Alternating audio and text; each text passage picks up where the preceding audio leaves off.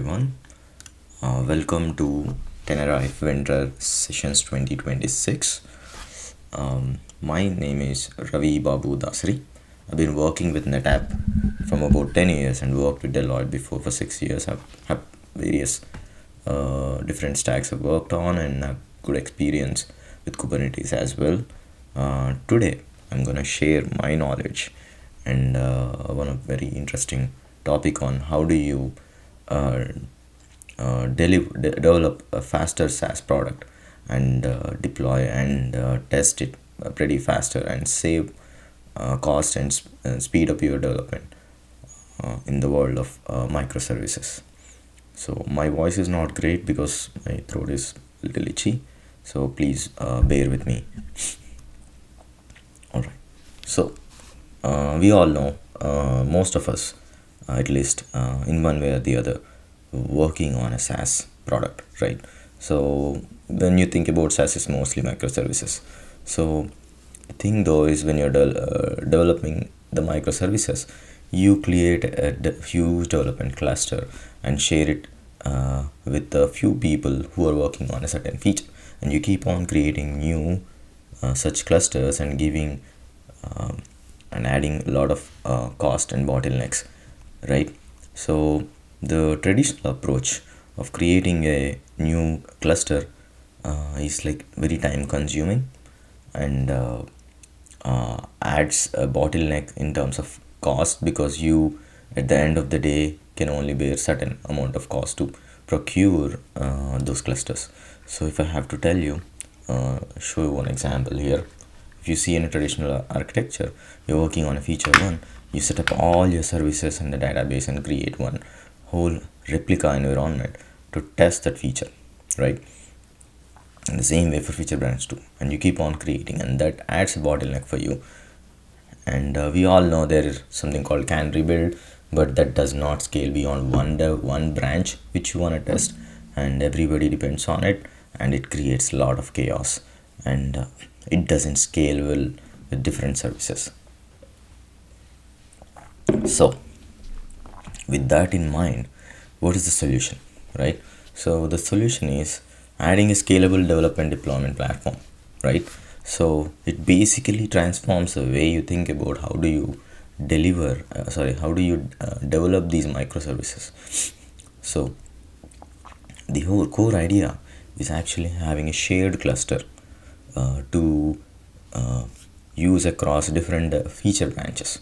So you isolate your services which are conflicting with each other with the namespaces, and you also isolate the routing with the dynamic ingress, and also you do a production grade integration with other measures you can take with network policies and whatnot, right? The whole idea though is that you kind of have this 3-layer architecture here. By the way, I will show you guys a quick demo, and I will show you a few more examples of it, and I think it would give you a good understanding at the end of it. So stay with me. So the idea is to have a web-based orchestration portal which would let you create new clusters, a shared cluster, so that you can actually demo, test, or verify your changes along with other services which are not changing, right? So if you go here in a shared cluster architecture, you can see that when you work on a feature, you do not actually work on everything, right? You do not work on every single service. You work on only parts of it. So so in this way, you basically just a minute. Yeah. So in this way, you basically work on one or two services which you are changing as part of this feature request, right? So you take those services and deploy them differently, and all the common services which are not changing between the production and your feature branch will stay same in the shared baseline cluster, right? So now if you see, this whole shared cluster is actually optimally deploying only change services along with the baseline service. So now if you deploy 10 different feature branches, every feature branch has only one single service change. So you will have all the baseline services along with 10 additional services, which will basically save you a lot of cost and deployment time and other things, right? So that's the core idea of this baseline and feature deployments. So you integrate this with orchestration with the CI/CD pipelines to actually automatically deploy these changes, because the cost is so low for you, and you make use of your Kubernetes infrastructure very well. And this web portal basically acts like a command center for you and your developers and your QA and your product managers, right? And yeah, so you can actually do a few more things with this. Let me show you a few more examples. So if you see, so there are, but it's not, we talked about the ingress service to control the traffic and whatnot, right? But there are always outliers. The outliers are basically the services which are stateful services, right? And there are additional dependencies too. So let's talk about stateful services, right? So if you have a database and you're changing the schema in the database, how are you going to deal with it, right? So you cannot have the data being sent to the baseline database, which will corrupt your production data, right? So that is not gonna be something that you want. So how do you deal with it? So you need to replicate the backend or the database service as well, and automatically reroute the traffic to the backend service based on your ingress rules. And how do you identify these things, right? So you can use AI here to automatically detect the changes that were made in all the pull requests across different services for a given feature request, and figure out if there is a database schema change. So you have a conflict of interest here, that you cannot have this dashboard. So you cannot have this backend service being used from the baseline for this feature branch. So you are going to replicate it even though there is no change as such in the backend service, right? So or a stateful service. So that's the idea. So you analyze all the code changes, you'll create a list of impacted stateful services.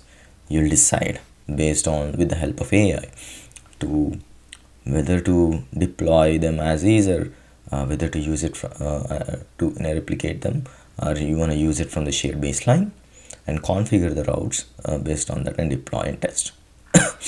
So this enables you to create multi-tenancy in a single shared cluster and save you a lot of time.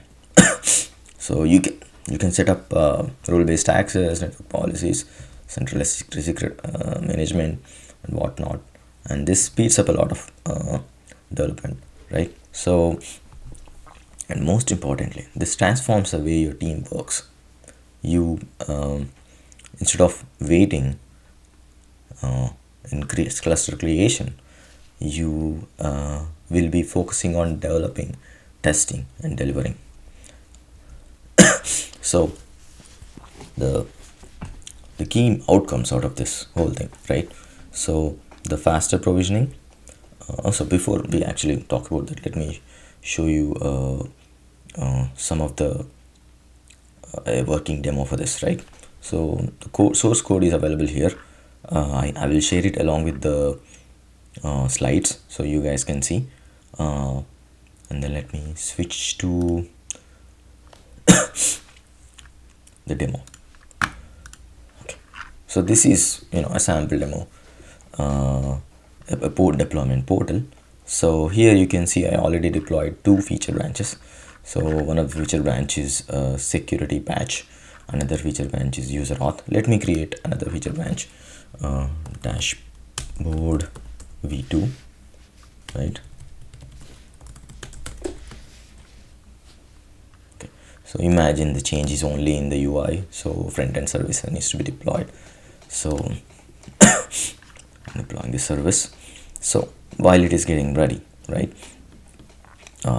The idea though is you can see when I'm creating a new deployment, I'm only picking the services that are impacted. So we can automate this and put it in CI/CD pipeline, but for the sake of demo, just for simplicity, you can see that the dashboard v2 feature branch deployed only with the front-end service.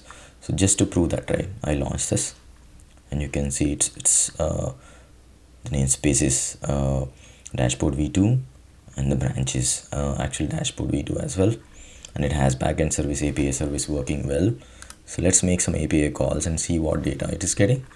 Looks like the backend data it is getting is from the namespace default, and the version is baseline.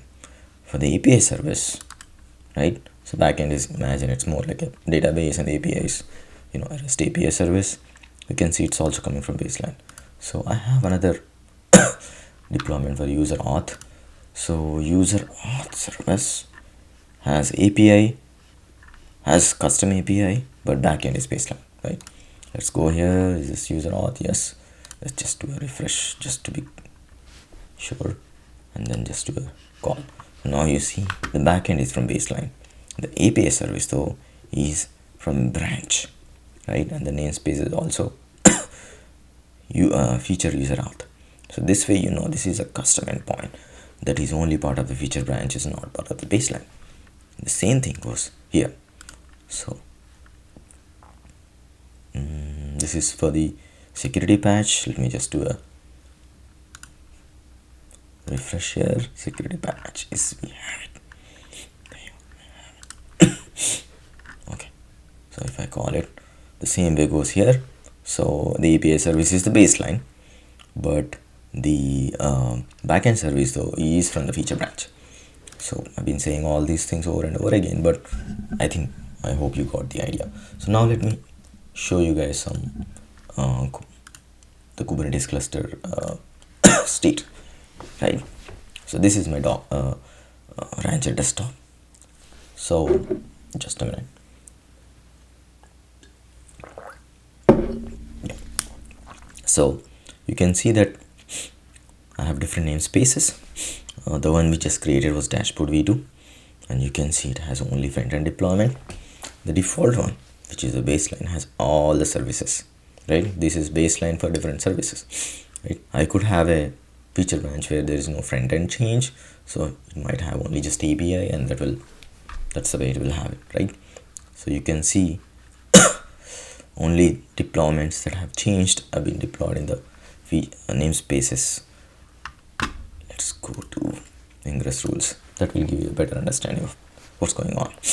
So you can see the default namespace has all the baseline ingress rules, as you can expect, but also from this feature branch, the changes for the backend API should go to the baselines, and also for security patch, the API has to go to the baseline. But in security patch, the UI and the backend has to go to the custom UI and custom backend, right? So the same thing for the dashboard, only the front end has changed. So the UI, which is / not backend, not API, just the / it will go to the front end, right? So which is custom UI. So I think you got the hang of it. So now let's get back to our presentation. Yeah. So the key outcomes of all these things is, faster provisioning, rapid provisioning, and it saves you a lot of cost, right? And the velocity of testing, and you're using your clusters efficiently. Imagine you're testing a feature where only few services change. Even though you deployed 100 services, you might not be even using them at all, right, in a regular cluster.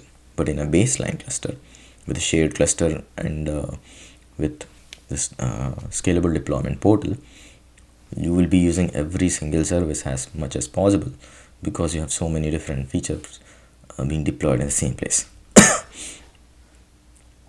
So you shown you guys the demo, and if you have any questions, please get back to me on my LinkedIn and on my email, which I will share. So I hope you guys learned something out of this, and I'm very happy to share and talk to you guys if you have any questions. Thank you.